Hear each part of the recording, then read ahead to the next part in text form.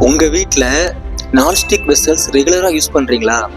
நீங்கள் செய்கிற சாப்பாடு வெசல்ஸில் ஒட்டக்கூடாதுன்னு நான்ஸ்டிக் யூஸ் பண்ணுறீங்க. ஆனால் அந்த நான்ஸ்டிக்கில் நீங்கள் கரண்டி வச்சு யூஸ் பண்ணும்போது அது மூலிமா வரக்கூடிய ஒரு சின்ன கீறல், அந்த கீறல்லேருந்து வரக்கூடிய துகள்கள், நான்ஸ்டிக் துகள்கள் உங்களுக்கு வயிற்றுக்குள்ளே போச்சுன்னா அது போயிட்டு 1000 செல்கள், 1000 கேன்சர் உருவாகிறதுக்கான செல்களை உருவாக்குது அப்படின்னு ஒரு ரிசர்ச் முடிவு வந்திருக்கு.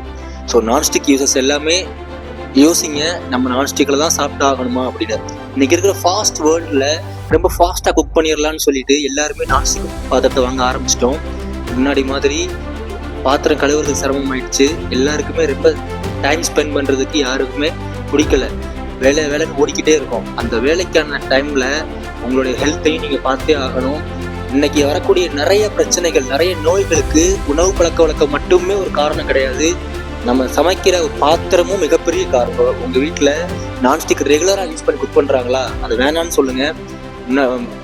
நல்ல அலுமினிய பாத்திரம், இரும்பு பாத்திரம், இல்லைன்னா மண் பாத்திரங்கள், மண்பாண்டங்களை செய்கிற பானைகள், அது மாதிரி வச்சு நம்ம குக் பண்ணோம்னா நம்ம ஹெல்த்துமே ரொம்ப நல்லா இருக்கும்.